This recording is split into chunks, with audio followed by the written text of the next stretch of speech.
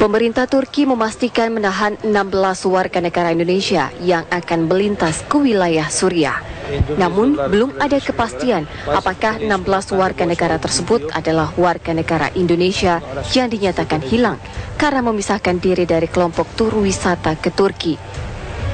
Menurut juru bicara Menteri Luar Negeri Turki, Tanji Bilgik, rute lintasan yang dilewati 16 WNI tersebut memang biasa digunakan para simpatisan ISIS untuk masuk ke dalam Suriah. Sebelumnya, 16 warga negara Indonesia dinyatakan hilang sejak 2 pekan lalu setelah memisahkan diri dari kelompok tur wisata di Turki 24 Februari 2015 lalu. Hingga kini belum diketahui di mana keberadaan 16 orang warga negara Indonesia tersebut, termasuk dugaan bergabungnya mereka dengan kelompok ISIS di Suriah.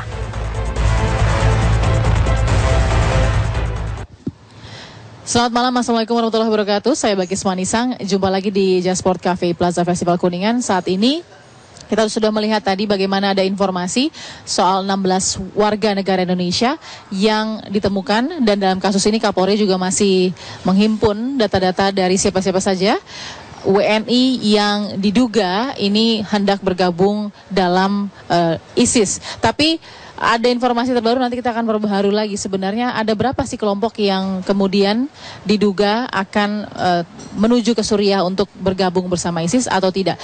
Karena menurut BNPT juga dibenarkan kelompok yang 16 warga negara Indonesia sebelumnya yang sempat dikabarkan hilang menaiki Turkish Airlines ini dikabarkan akan bergabung dengan ISIS. Seberapa khawatirkah kita sebagai negara Indonesia yang masih diincar oleh kelompok ISIS? Kita akan bahas ini dengan beberapa narasumber. Tapi sebelumnya kita juga akan lihat informasi lain yang terjadi juga di Jakarta. Perkembangan dari polemik Partai Golongan Karya atau Golkar yang kemudian berujung dengan pelaporan terhadap Ali Mokhtar Ngabalin yang dirinya beberapa waktu lalu dalam konsolidasi Partai Golkar mengaku diserang oleh seseorang yang belum diketahui siapa yang menjadi penyuruhnya. Kita akan lihat seperti apa.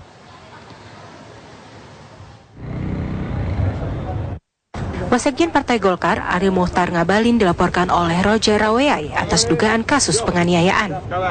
Roger Raweyai melaporkan Ali Mokhtar Ngabalin dalam insiden yang terjadi dalam rapat konsolidasi Partai Golkar Selasa malam. Ali Mokhtar Ngabalin merasa bingung sebagai pihak yang menjadi korban penganiayaan justru dirinya yang menjadi pihak terlapor. Ya sebagai warga negara yang baik, sebagai politisi yang baik, saya harus memenuhi panggilan polisi karena saya dilaporkan dan Golkar dilaporkan, maka saya datang dalam kapasitas sebagai Wakil Sekretaris Jenderal DPP Partai Golkar. Sangkaan laporannya siapa, Bang? Yang melaporkan itu yang menjadi pelaku penyerangan kemarin, si Roger Raweyai. Jadi sangkaan laporannya apa, Bang? Katanya dia diserang, digebukin, dipukul. Ali Mokhtar Ngabalin meyakini ada pihak tertentu yang meminta pelaku untuk menyerang dirinya dan memperkeruh keadaan. Dari Jakarta, Lala Sumardi, Billy, TV One mengabarkan.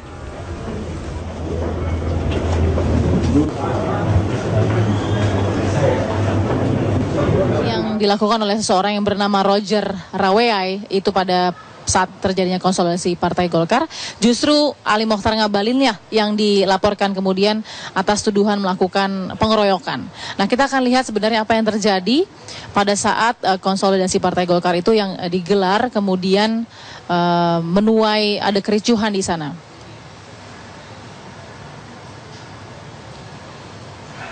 Tenang.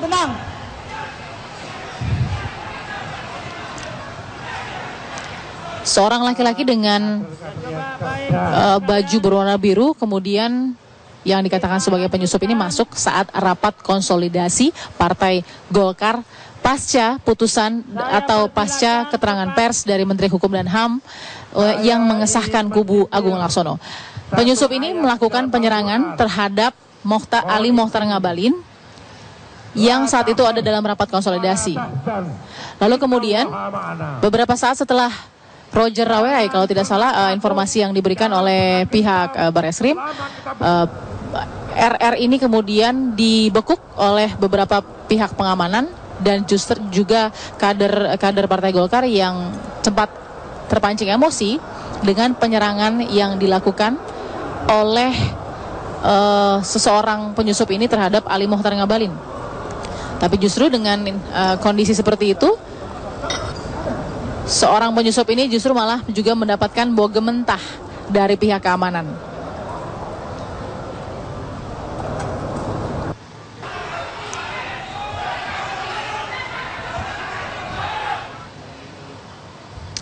Baik, selain itu kita juga ada informasi terkait dengan polemik Golkar. Ketua Umum Partai Gerindra Prabowo Subianto yang juga sudah mengatakan prihatin dengan apa yang sudah dijelaskan oleh Menteri Hukum dan HAM Yasona Lauli. Ini juga menyayangkan dan melihat bagaimana yang dihadapi oleh Golkar ini sangat merugikan. Bagi Gerindra yang saya pimpin, kami hanya mengakui Bapak Abu Rizal Bakri, Kongres Denpasar yang kami akui, karena kami saksi, kami hadir di situ, kami lihat semua pesertanya. Saya kan bekas orang Golkar, saya kenal semua orang, jadi saya hakul yakin dan rakyat saya kira yakin bahwa yang sah itu adalah Bapak Abu Rizal Bakri, hasil Munas di Denpasar. Dan untuk verifikasi sangat mudah, tidak perlu terlalu susah. Daftar hadir diperiksa saja. Ya, daftar hadir berapa ketua DPD 1 yang hadir di Denpasar, berapa yang di Ancol, berapa ketua DPD 2 yang hadir di Denpasar, berapa yang di Ancol. Akan sangat-sangat kelihatan. Jangan sampai ada Munas yang hadir itu nggak jelas, ya kan? Kemudian itu yang dinamakan sah. Ini sangat-sangat sangat-sangat berbahaya. Bahkan saya bisa katakan ini bencana bagi demokrasi Indonesia. Bencana, musibah besar. Kalau ada kongres akal-akalan, munas akal-akalan, itu dianggap sah. Ini sangat berbahaya. Berarti demokrasi di Indonesia tidak akan dipercaya oleh rakyat. Sistem politik tidak dipercaya, dan kalau rakyat hilang kepercayaan, saudara-saudara saya sangat prihatin. Kita tinggal lihat apa yang terjadi di negara-negara lain. Kalau nanti rakyat mengambil jalan sendiri, ya, rakyat ambil jalan sendiri, tidak percaya ke proses politik, bagaimana? Ya, ini yang kita tidak harapkan.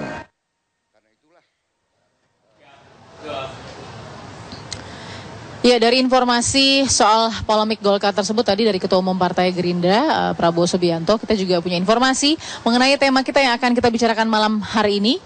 Bagaimana ISIS masih juga mengintai untuk merekrut warga negara Indonesia. Masih dugaan, tapi sudah ada informasi soal 16 WNI yang belum ditemukan. Kita akan tersambung dengan salah seorang keluarga dari WNI yang dinyatakan hilang tersebut, dengan Bapak Muhammad Arif. Assalamualaikum warahmatullahi wabarakatuh, Pak Arif. Waalaikumsalam warahmatullahi wabarakatuh, Pak. Ya, Pak Arif, saya sebelumnya ingin klarifikasi dulu, Pak. Nama keluarga Bapak yang dikabarkan hilang bernama lengkap dengan? Fauzi dan Hafid. Ada 6 orang. Hafiz ya? Dan? Fauzi. Baik. Ya. Baik, ini ada informasi Pak dari pihak kepolisian yang terbaru, apakah sudah diketemukan keluarga Bapak di pukul 20.15 waktu Indonesia Barat ini? Sudah ada informasi terbaru Pak soal keluarga? Belum ya Mbak, ya belum. Saya belum mengetahui informasi terakhir karena ini saya banyak di luar ya, jadi sama sekali belum tahu. Yang kami tahu ada 16 WNI yang diungsikan dari perbatasan dengan Suriah. Tapi siapa mereka? Bapak terakhir Bapak terakhir berkomunikasi dengan Hafid ini kapan, Pak? Hari Jumat, tanggal 27 Februari. Tanggal? Ya, 27 Februari itu hari Jumat loh. Pokoknya hari Jumat ya, Jumat akhir dari bulan Februari masalah itu. Komunikasi terakhirnya bentuknya seperti apa, Pak Arief? Ya, via telepon ya. Via telepon, cuman waktu itu saya masih berkendara.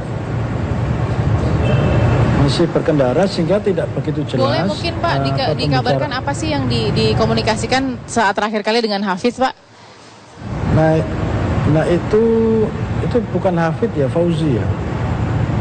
Yang komunikasi itu Fauzi. Baik. Cuman kan karena saya masih berkendara, jadi tidak begitu tak dengar persis pembicaraan dan teramat sangat singkat. Gitu. Semacam terputus atau Baik. diputus atau Pak Arief, bagaimana kita ya? masih akan sambung, Pak Arief. Kita masih akan sambung untuk melihat informasi tentang hilangnya atau belum diketemukannya, belum ada kabarnya dari keluarga Anda Hafiz sesaat lagi. Tetap di Apa Kabar Indonesia Malam.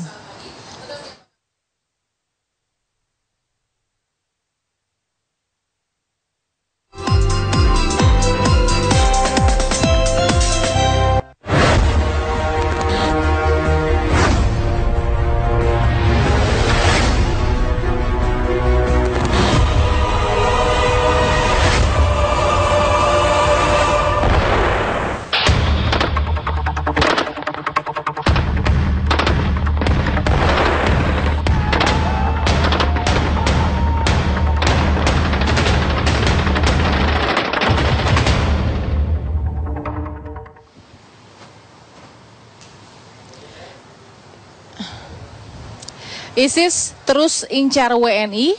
Kita masih memperbarui informasi terkait dengan 16 warga negara Indonesia yang dikabarkan hilang dan diduga belum ditemukan karena bergabung dengan ISIS menuju ke Suriah. Kita masih bersambung dengan Pak Muhammad Arief. Pak Muhammad Arief. Pak. Halo, dengarkan? Iya, Pak. Tadi terakhir informasi Pak yang Bapak kabarkan itu dari komunikasi terakhir Bapak hari Jumat dengan Hafiz, dan belum jelas begitu informasi apa atau bentuk komunikasi apa yang diberikan oleh Hafiz begitu ya Pak? Ya. Semacam ya mungkin memberitahukan kabar atau apa namanya posisi atau gimana lah. Tapi karena waktu itu saya sedang berkendara dan juga sinyalnya nampaknya jelek. Nah itu posisi terakhir kalau tidak salah itu di Turki. Ya. Ya. Pak Arief, ini kan ada informasi dari BNPT misalnya yang mengatakan ada dugaan bahwa 16 WNI yang hilang itu kemudian adalah mereka-mereka yang diduga bergabung dengan ISIS. Apakah Anda bisa berpikir bahwa Hafiz ini ada kemungkinan kemudian masuk ke dalam kelompok-kelompok seperti ini? Nah, itu yang saya sayangkan sekali karena sejak awal itu belum sudah diduga ke sana.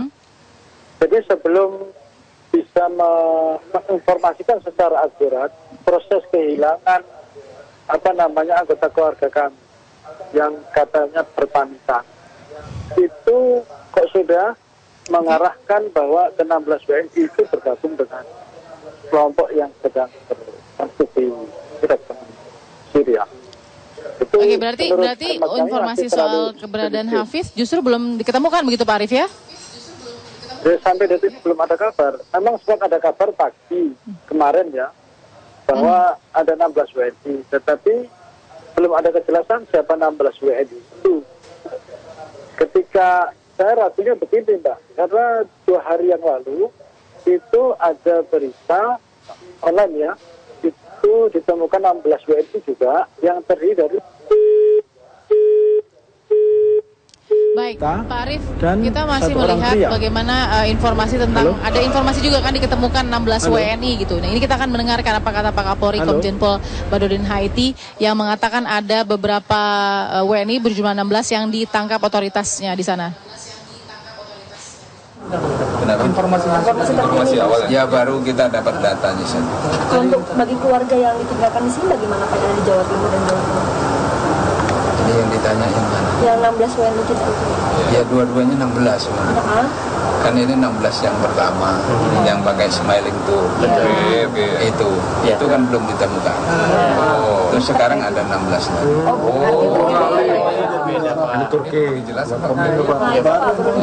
Bu Menteri lah itu. Bu Menteri kan punya perwakilan ke sana. Artinya 16 yang... Nanti dia tanya Bu Menteri ya. Ini 16 baru lagi, Pak ya? Bukan 16 itu. Iya, itu aja nanti tanya Bu Menteri. Sedang semuanya didalami. Kita masih terus akan melakukan komunikasi, koordinasi, pertemuan dengan otoritas Turki mengenai masalah 16 orang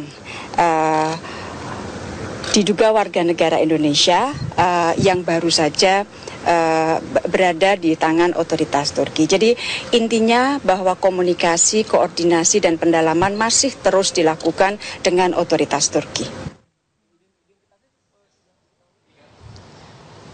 Itu tadi kata Menteri Luar Negeri. Kita masih melihat juga bagaimana sebenarnya yang terjadi di sana. Sudah ada dua narasumber saya di sini, sudah sendiri saja sudah ada Bang Nasir. Selamat malam. Lalu kemudian ada juga Mas Arya Sandiuda ya. Ini ada Bang Nasir Abbas di sini sebagai mantan, apa saya bilangnya nih lebih enaknya? Mantan anggota JI lah. Mantan anggota Jamaah Islamiyah ya, yang juga kemudian sudah bisa mengamati bagaimana pemetaan-pemetaan dari para kelompok-kelompok seperti ini. Mas Arya juga sebagai pengamat politik internasional juga punya pengalaman di Turki begitu ya, lebih tepatnya. Saya ingin ke Bang Nasir Abbas dulu. Melihat kondisi seperti ini, kita belum bisa pastikan ini WNI yang hilang ini karena apa sebenarnya? Iya, memang kita belum pastikan. Ya, pemerintah aparat Turki juga belum menyebutkan 16 orang yang ditangkap itu siapa saja begitu. Tetapi ya kalau analisa boleh dong, analisa boleh, bisa saja benar dan bisa juga salah ya. Kalau yang namanya hilang, ya 1-2 orang hilang. Tetapi kalau sampai 16 orang ya mungkin itu menggeserkan diri begitu atau mencari celah. Sebenarnya hal ini bukan baru terjadi ya, dan cara seperti itu juga bukan hal yang baru ya, dengan menyamar atau mengikuti rombongan yang lain atau mengaku sebagai mahasiswa ya, bahkan kalau waktu di Pakistan dulu mengaku sebagai jamaah tabligh. Ya. Bang Nasir, kalau kita cermati dari 16 WNI hilang di Turki ada nama-namanya di sini. Anda bisa tidak kemudian melihat atau menyimpulkan sesuatu dari nama-nama yang ada? Ya, saya tidak kenal satu pun dari mereka ya. Ya, begitu. Ya, saya sudah sempat baca juga di media hari ini beberapa nama-nama tersebut. Tetapi dari kabar bahwa mereka memang dari kawasan Jawa Tengah ya. Kita lihat di situ ada anak kecil umur 7 tahun, 6 tahun, ada 2 tahun, baru usia 11 bulan ya begitu. Itu kalau yang saya melihat mereka adalah keluarga. Ya, rombongan keluarga. Ya, 2 atau 3 keluarga yang berangkat berbarengan ke sana. Nah, sebelum ini juga ya aparat Indonesia sudah pernah menggagalkan ya 1 keluarga atau 2 keluarga di bandara Cengkareng ya, di saat mereka kemudian kedapatan mau berangkat ke Syria dengan menggunakan paspor palsu di antara mereka begitu.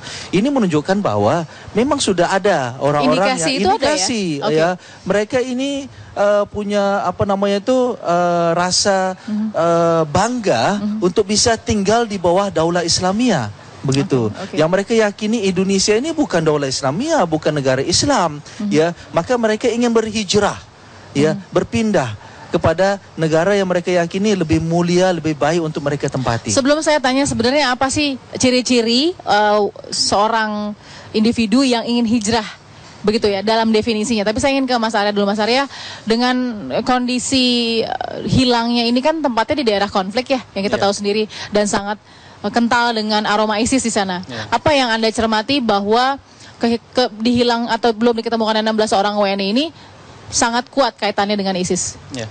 Yang pertama saya mau ucapkan empati dulu ya kepada keluarga, mudah-mudahan keluarganya ditemukan dan selamat. Yang kedua, saya mau menjawab dengan peta yang tadi ditayangkan.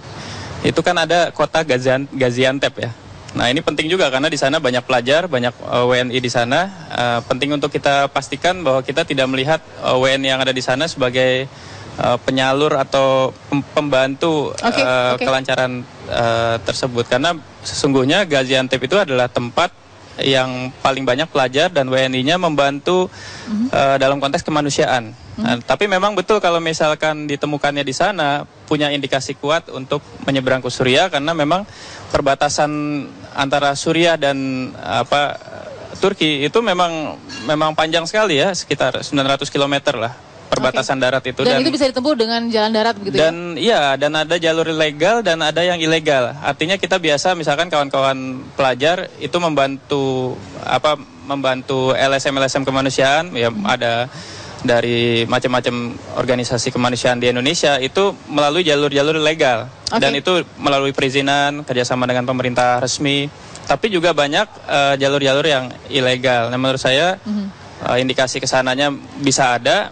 Dan sangat dimungkinkan, kalau pertanyaannya kenapa sangat dimungkinkan ISIS itu tumbuh subur di Suriah Utara dan Irak Utara, karena dua rezim ini memang kan punya pendekatan yang sangat represif terhadap warganya sendiri, sehingga itu memancing ekstremisme di karangan warganya. Tapi catatannya adalah tidak semuanya ISIS, faksinya itu banyak. Banyak ya, pastinya banyak. Oke. Saya ingin nanti ke Bang Nasir Abbas juga untuk melihat, ini kan kemarin sempat sensasional juga ya Bang Nasir, ada informasi yang beredar juga kalau mau gabung ISIS ada bayaran nih yang sangat menggiurkan buat siapapun yang mau akan gabung. Tapi nanti mungkin Bang Nasir, Mas Arya juga kita akan lihat, nanti juga kita kasih kesempatan untuk bicara dengan Pak Muhammad Arif sebagai keluarga dari salah satu WNI yang masih hilang, Pak Hafidz ya. Sesaat lagi tetap di Apa Kabar Indonesia Malam.